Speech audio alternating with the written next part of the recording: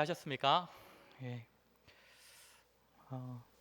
제 마음은 자녀도 모르고 아내도 모르고 오직 하나님만 아신다라고 생각을 했는데 우리 집사님 권사님들 어찌 이리 제가 좋아하는 메뉴만 계속 골라오시는지 너무 감사하고 오늘도 참 잘 먹었습니다. 아, 아, 제가 계속 눈치 주는 거 아닙니다. 어, 이제 우리 하나님께서 주시는 이제 육의 양식을 아주 맛있게 먹었으니까 이제 영의 양식을 받아 누리는 시간 보내도록 하겠습니다. 하나님의 영원 작정에 대해서 배우고 있습니다. 지난주에 1항에 대해서 같이 이야기를 했습니다. 1항에서 하는 이야기는 첫 번째로는 일단 작정이 무엇인가, 하나님께서 이제 미래에 일어날 모든 것들을 이미 다 계획하셨다, 이미 다 작정해 놓으셨다. 다만 우리가 다 알 수 없지만 어쨌든 우리 하나님께서는 모든 일을 행하실 때 작정을 하시고 그리고 작정하신 대로 이루어 가시는 그 방식으로 일하시는 하나님이시다. 그래서 하나님의 작정도 우리가 이때까지 배운 하나님의 속성이 다 묻어 있는 것이다, 이런 얘기를 배웠고, 이제 두 번째 문장에서 1장의 두 번째 문장에서는 그러면 하나님께서 미리 다 정하셨다면 이제 두 가지 의문 정도가 생기는데, 하나는 그러면 우리가 죄를 짓게 되는 것, 그리고 아담과 하와가 죄를 지어 타락한 것도 하나님께서 다 작정하셔가지고 하신 거면 사람 탓이 아니라 이제 하나님 탓을 해야 되겠다라는 의문을 가질 수 있는데, 그 의문에 대한 답을 이제 지난주에 이야기를 했습니다. 그때 제가 이야기했던 게, 우리 하나님의 작정은 효과적인 측면을 생각할 수 있고 또 허용적인 측면을 생각할 수 있다는데, 하나님께서 다만 우리가 죄를 선택할 수도 있는 그 상황을 만들어 놓으셨지만 실제로 그 죄를 선택한 것은 사람입니다. 아담과 하와도 그랬고 오늘날 우리가 죄를 짓는 것도 결국 우리가 선택을 하는 것이지 하나님께서 우리의 죄를 짓도록 하신 것은 아니다. 그리고 효과적인 그 작정은 무엇이냐면 이제 우리가 하나님의 뜻을 선택하거나 우리가 하나님의 뜻대로 살아가는 것, 선을 행하는 것, 그것이 이제 하나님의 작정 중에 효과적인 작정, 실제로 우리가 행하도록 하는 작정이다라고 말을 했습니다. 그리고 이제 두 번째 그러면 의문이 생기는데, 그것도 이제 지난주에도 제가 한번 말씀을 드렸지만, 두 번째 의문은 그러면 모든 것이 다 하나님께서 정해 놓으셨다면 사람의 의지와 사람의 노력과 사람의 계획 그리고 실행, 이런 것은 그럼 아무 의미가 없는 것 아닌가, 하나님께서 다 하신다면, 이 의문이 당연히 생길 것입니다. 그런데 이거는 제가 하나님의 속성에서 우리 하나님의 자유하심 이야기하면서도 다 말씀을 드렸던 것입니다. 하나님의 작정, 하나님의 일하심과 우리의 의지, 우리의 일하는 것은 결코 부딪히는 개념이 될 수가 없습니다.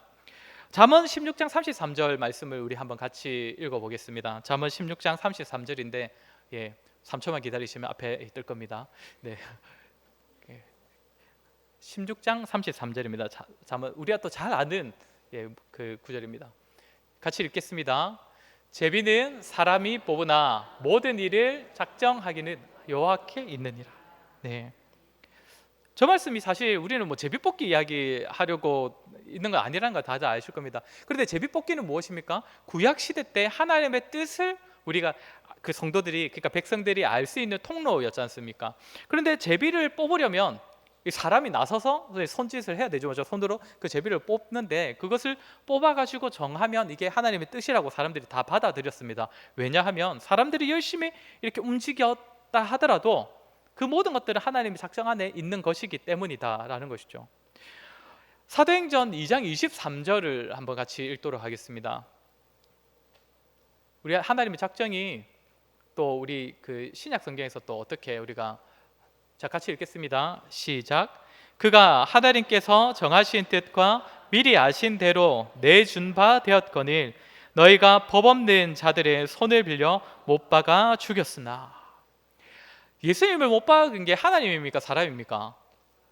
사람이죠. 사람입니다. 엄청난 죄를 지은 겁니다. 근데 사람들이 자기 의지를 가지고 자기들의 노력으로 자기들의 계획 안에서 예수님을 십자가에 못 박아 죽였지만, 지금 베드로가, 이제 베드로 설교지 않습니까? 이 부분이 베드로가 뭐라고 합니까? 그가 하나님께서 정하신 뜻과 미리 아신 대로 내준 바 되었다. 사람이 아무리 그렇게 뭔가 발버둥 치는 것도 결국에는 우리 하나님의 작정 안에 이미 다 들어있는 것이다. 그러니까 사람이 자기의 의지대로 자기의 노력대로 자기의 계획대로 살아가더라도 한 번도 우리가 하나님과 부딪힌다는 생각을 느끼지는 못할 것입니다. 하지만 우리가 다 모르지만 우리 하나님의 작정 안에 있다, 우리 하나님의 손 안에 있다, 이것을 우리가 고백할 수밖에 없다는 것입니다. 우리 하나만 더 보도록 하겠습니다. 빌립보서 2장 13절입니다. 왜 우리 하나님께서 다 작정해 놓으시고도 우리에게 의지를 허락하셨는가라고 볼 때, 우리 하나님께서는 절대 우리를 기계적으로 사용하시는 분이 아니시기 때문인데, 빌립보서 2장 13절 같이 한번 읽어보겠습니다. 읽겠습니다. 너희 안에서 행하시는 이는 하나님이시니 자기의 기쁘신 뜻을 위하여 너희에게 소원을 두고 행하게 하시나니. 너희 안에 행하시는 이는 하나님이시니 라고 하는데, 그리고 하나님께서 자기의 기쁘신 뜻을 위하여 우리가 행하도록 하시는데, 우리에게는 무엇을 두신다고 합니까? 소원을 두신다고 합니다. 이 소원을 무엇이 더 풀어서 얘기를 하면 우리가 바라는 것, 원하는 마음들, 이런 것을 뜻하는 겁니다. 그러니까 하나님께서 작정대로 움직이신다고 하더라도 우리를 뭔가 무의식 상태로 놓으셔서 기계적으로 움직이시는 게 아니라 우리에게는 그 하나님의 마음과 동일한 그 마음을 부어주셔서 우리도 이제 기쁜 마음으로 하나님의 일을 하는 거고, 우리도 우리의 의지와 노력을 다하여서 하나님의 일을 하는 겁니다. 그게 하나님의 방식입니다. 하나님의 작정을 이루어 가시는 과정이라는 겁니다. 이제 그 주보 다시 한번 앞면을 보시면 안에 이제 두 번째 항을 우리 함께 보도록 하겠습니다. 우리 하나님의 작정에 대하여서 같이 읽겠습니다. 시작. 하나님께서는 예상되는 모든 조건들에 의해 일어날 수 있는 일은 무엇이든 다 알고 계시지만 장래를 내다보시거나 그런 조건들에 의해 일어날 일을 미리 보셨기 때문에 그것을 작정하신 것은 아니다. 또 문장이 기니까 또 조금 어렵죠. 근데 쉽게 말하면 우리 하나님께서 미리 다 정하셨다고 하지 않습니까? 미리 다 정하셨는데 그렇게 주장하는 사람들이 발생한 겁니다.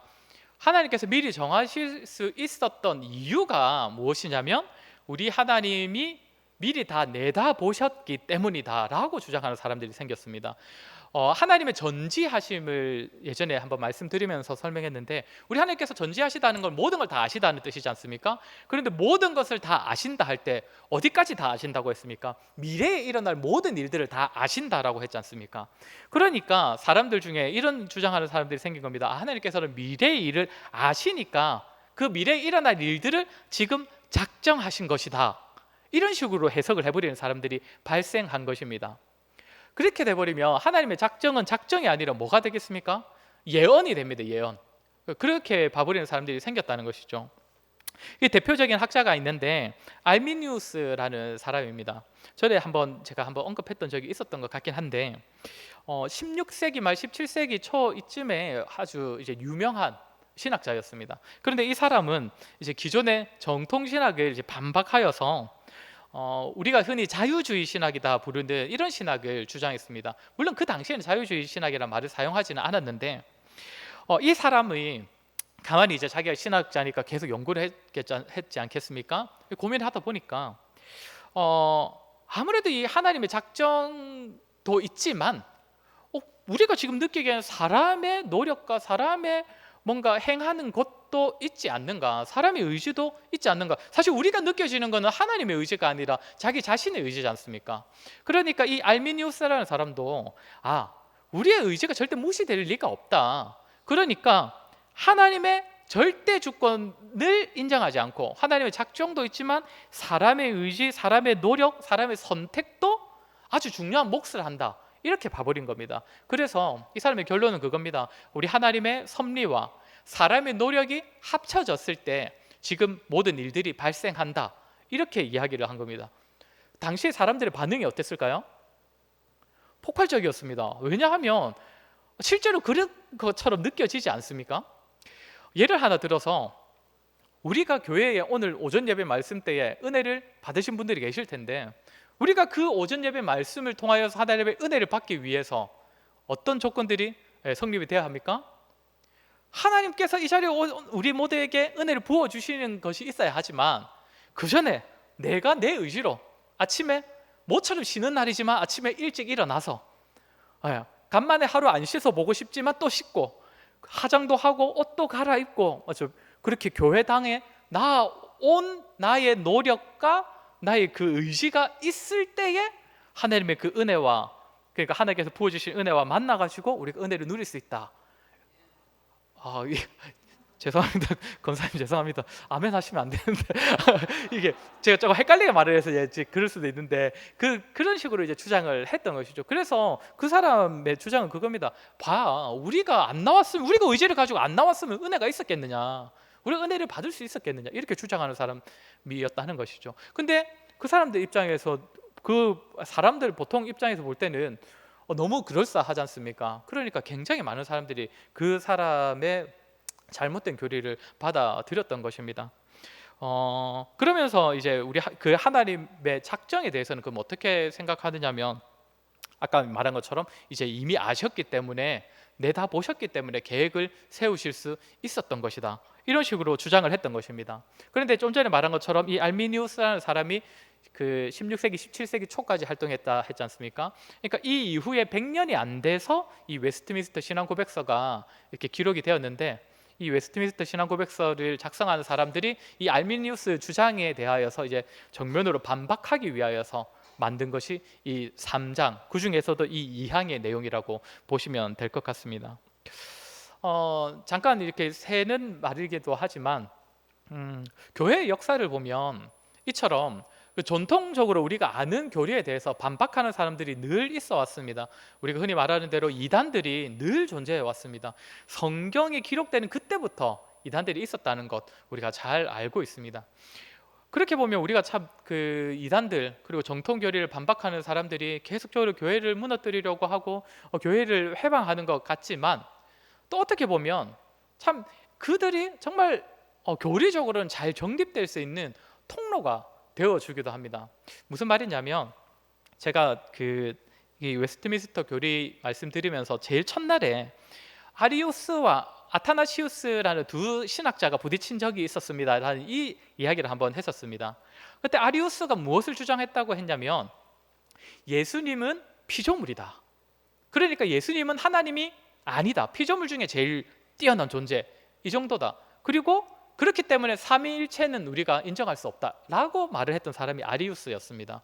이에 대하여서 아타나시우스가 반박을 했던 것이고, 그 결과 이제 정리된 교리가 무엇이겠습니까? 삼위일체, 그리고 우리 예수님의 하나님 되심, 성자 하나님, 이런 교리들이 사실상 지금 우리는 너무 당연히 받아들이지만, 그때 그 아리우스와 아타나시우스의 논쟁이 없었으면 이 교리가 제대로 정리가 안 되어 있었을 수도 있다는 것이죠. 오늘 오전 예배 때도 장 목사님께서, 최근 장 목사님께서, 예전 장 목사 말고 최근 장 목사님께서 그 얘기를 하셨지 않습니까? 로마 카톨릭과의 부딪힘, 이 얘기를 했는데, 로마 카톨릭이 계속 엉뚱한 소리를 한 덕분에 무엇이 정리가 되었습니까? 이 성경관이 정리가 된 거죠. 그리고 교회관이, 지난번에도 말했지만 그 로마 카톨릭은 이 성경은 볼 수 있는 사람이 정해져 있다, 택함 받은 사람들, 그러니까 성직자들, 이런 사람들만 볼 수 있다 했는데, 딱 종교개혁이 일어나면서 그렇지 않다, 모든 성경은 모두에게 열려 있다, 이런 성경관이 이제 정리가 되기 시작한 겁니다. 그리고 교회관도 아까 오전에도 잠깐 말했지만, 사람이 마치 교회의 주인이 되는 것처럼 주장하는 로마 카톨릭에 대하여서, 그러면 과연 이 교회는 무엇인가? 교회는 하나님의 신앙 고백 위에 세워졌고, 그리고 사람들의 모임이고, 그리고 하나님께서 친히 세우신다, 이런 교회관이 이제 정리가 될 수 있었던 것이죠. 그리고 오늘 제가 말한 것처럼 알미니우스라는 사람이 하나님의 작정에 대해서 반박을 한 덕분에 우리는 지금 무엇을 고백할 수 있는 겁니까? 모든 것은 하나님 손안에 있다, 하나님께 달려있다는 고백을 할 수 있는 것입니다. 이렇게 본다면 사실상 오늘날에도 이단이 끊이지 않지 않습니까? 지금도 계속 이단들이 유행이 지나가다시피 하면서 계속 새로운 이단들이 생기는데, 성도 여러분들께서는 다들 기억하실 겁니다. 1992년에 휴거가 일어난다고 했던 이단 누구 있었습니까? 다미성교회라는 이단이 있었지 않습니까? 그 사람들이 정말 저는 어렸을 때지만 아직 기억이 납니다. 그 사람들이 아주 이슈가 되었던 것, 막 뉴스에까지 나왔지 않습니까? 근데 그 사람들 이후로 그러니까 휴거가 일어나지 않았습니다. 그래서 그 이후로 어떤 게 또 정리가 되었냐면, 이제 종말론이 전개가 되는 것이죠. 여러분, 제가 성도님들께 한번 물어보겠습니다. 예수님께서 다시 오시는 그 재림의 때는 우리가 알 수 있을까요? 없을까요? 없습니다. 너무 당연하고 성경에 그리 적어져 있고 우리는 또 너무 당연하지 않습니까? 그런데 사실 그때만 해도 그 교주라는 사람이 이때 휴가가 일어난다 하니까 수많은 사람들이 그 사람 말을 믿었지 않습니까? 그러니까 그때 이후로는 이제 종말론들이 새롭게 정리가 되기 시작했고, 그때 이후로 이제 뭐 너무 영적인 현상에 대해서 목말라 하는 것들이 조금씩은 사라지게 되었던 것입니다.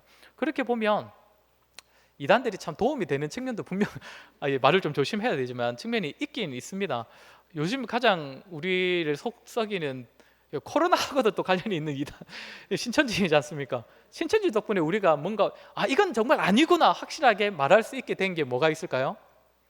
14만 4천 명이 진짜 정해진 그 14만 4천 명을 뜻하는 건 아니구나를 우리가 확실하게 알 수 있지 않습니까? 그 사람들을 계속 14만 4천 명 주장을 하다가 지금 14만 4천 명도 넘어갔다고 알고 있는데 계속 14만 4천 명 얘기하는데, 요한계시록에서 말하는 14만 4천 명은 정확한 14만 4천 명 숫자가 아니라 완전수죠. 모두를 뜻하는 겁니다. 모든 사람, 하나님께서 택하신 모든 사람을 그날 하나님 나라로 불러들이신다. 이제 이거를 이제 웬만한 성도들도 이제 다 알게 된 겁니다. 신천지 덕분입니다. 죄송합니다. 하나님 작정입니다. 어쨌든 이단들도 참 그런 도움이 될 수도 있다는 것을 우리가 잠깐 한번 짚어보고, 이제 제가 지난주에도 잠깐 말씀드렸는데 하나님의 작정이라는 것과 하나님의 예정이라는 것은 엄격히 말해서 다른 것이다, 다른 단어다라고 말씀을 드렸는데, 이제 3항에서 하나님의 예정이 이제 등장을 합니다. 우리 3항을 같이 한번 읽어보도록 하겠습니다. 3항입니다. 시작. 하나님께서는 자기 영광을 나타내시기 위해 자기의 작정으로 어떤 사람과 천사는 영생에 이르도록 예정하셨고 다른 이들은 영원한 죽음에 이르도록 미리 정하셨다. 여기에 이제 예정이라는 단어가 등장을 합니다. 사람과 천사를 영원한 생명으로 선택하셨느냐, 아니면 사람과 천사를 영원한 죽음, 그러니까 이제 지옥이죠, 영원한 죽음으로 이제 정하셨냐, 이 부분에 있어서 예정이라는 단어를 사용하는 겁니다. 그러니까 작정은 전체적인 개념입니다. 전체적인 개념. 하나님께서 미리 정하셨다는 모든 것들을 미리 정하셨다 할 때 하나님의 작정이라는 말을 사용하는 것이고, 예정이라는 말은 우리의 구원, 영원한 생명을 하나님께서 미리 정하셨다라고 할 때 이제 예정이라는 단어를 정확하게 사용을 하는 겁니다. 성경은 사실상 이 두 단어를 구분해서 사용을 하고 있습니다. 여기서 우리 눈에 들어오는 것은 무엇이냐면, 먼저 들어오는 것은 천사들도 하나님께서 이렇게 선택하시고 하나님께서 또 지옥에 보내시기도 하는 건가 라는 생각을 하실 수가 있을 건데, 우리 근거 구절 한번 보면서 확인하도록 하겠습니다. 디모데전서 5장 21절입니다. 디모데전서 5장 21절.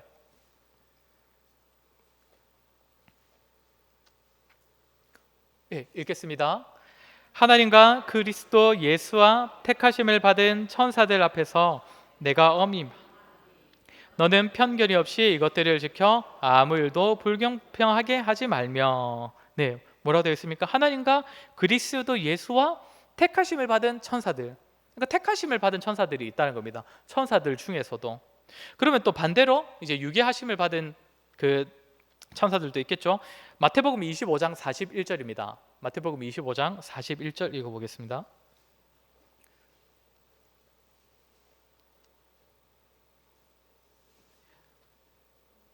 읽겠습니다.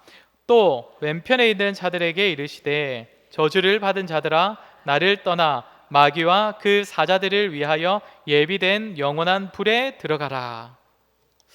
여기 뭐라고 되어 있습니까? 나를 떠나 마귀와 그 사자들을 위하여 예비된 영원한 불에 들어가라. 그러니까 지옥에 들어가는 대상이 단지 죄 지은 인간만이 아니라는 것을 우리가 알 수 있습니다. 천사들도 사실상 우리 사탄의 이제 시초가 타락한 천사들이라는 이야기들을 우리가 다들 알고 계실 텐데, 이 점에서 결국 타락하여서 영원한 벌을 받을 그 천사들도, 그 존재들도 하나님께서 이미 정하셔서 영원한 생명이냐 영원한 죽음이냐 이것들을 다 정해 놓으셨다는 것입니다. 이처럼 지금 3장 1항부터 3항까지 우리가 한번 다뤘는데, 여기까지를 보시면 하나님의 작정 교리, 특별히 이제 예정도 사람의 구원에 있어서 하나님께서 다 미리 정하신 이 예정도 다 하나님의 손 안에 있다라는 것이 결국 하나님의 작정, 하나님의 예정이지 않습니까? 이제 우리가 보면 마치 하나님의 작정, 하나님의 예정이 때로는 우리의 의지와 우리의 노력과 상관없이 하나님께서 이루시는 것이라고 하니까 때로는 불합리하게 여겨질 수도 있고, 때로는 우리의 의지를 다 억압하시는 건가 여겨질 수도 있지만, 특별히 하나님께서 우리의 구원에 있어서도 작정하셨다, 예정하셨다는 것은 어떤 의미겠습니까? 그 구원을 이뤄감에 있어서도 하나님께서 전적으로 하시겠다는 약속이 담겨 있는 것입니다. 그러니 사실상 불완전하고 죄짓기 좋아하고 자주 실수하고 넘어지는 우리에게 조금이라도 조건을 맡겨 놓으셨다면, 특별히 구원에 있어서 조금이라도 우리에게 나 99% 하겠지만 너가 1%는 해야 돼 라고 하셨다면, 우리가 확신이라는 걸 가질 수 있겠습니까? 소망이라는 걸 가질 수 있겠습니까? 결코 우리는 그럴 수 없습니다. 하지만 우리 하나님께서 모든 것을 다 책임지시겠다고, 너희의 구원도 내가 예정한 대로 내가 다 이뤄가겠다고 하시는 것이 우리 하나님의 작정 교리입니다. 그렇기 때문에 이것을 우리가 확신하고 고백한다면, 이 작정 교리가 8항까지 있는데 8항 마지막에 뭐라고 되어 있냐면, 결국 이 교리를 알므로써 우리는 하나님을 찬양하게 된다라고 결론을 내리고 있습니다. 우리 성도 여러분, 기억하실 때에 우리 하나님께서 미리 정하셨다는 것은 우리를 억압하려고 하는 거 아닙니다. 우리의 불완전함을 오히려 우리 하나님께서 책임지시겠다라는 그 은혜의 약속이라는 것을 기억하면서 이 작정 교리 기억하실 때마다 또 하나님께 감사하시고 또 감격하시고 또 우리 하나님을 찬양할 수 있는 저와 여러분이 되었으면 좋겠습니다. 우리 함께 하나님을 찬양하겠습니다. 찬송가 259장 함께 찬양하시겠습니다. 찬송가 259장입니다.